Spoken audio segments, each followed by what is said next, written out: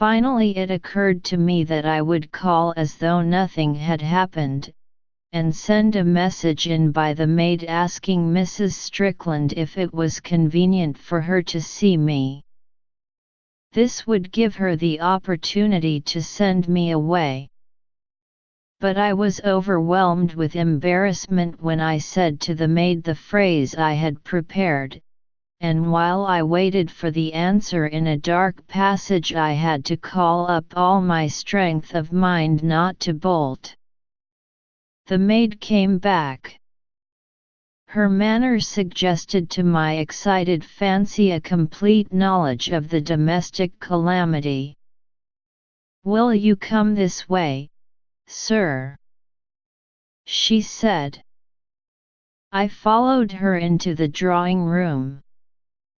The blinds were partly drawn to darken the room, and Mrs. Strickland was sitting with her back to the light. Her brother-in-law, Colonel MacAndrew, stood in front of the fireplace, warming his back at an unlit fire. To myself my entrance seemed excessively awkward.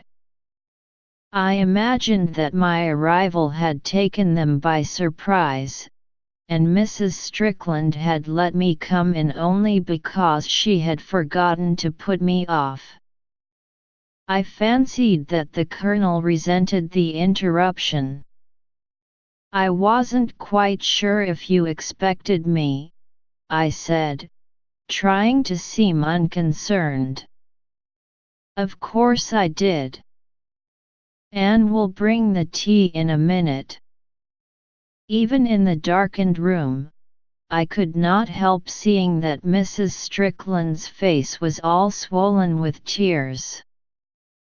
Her skin, never very good, was earthy. "You remember my brother-in-law, don't you?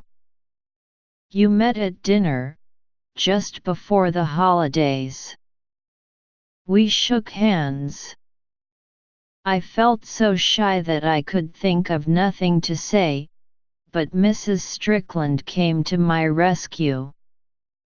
She asked me what I had been doing with myself during the summer, and with this help I managed to make some conversation till tea was brought in.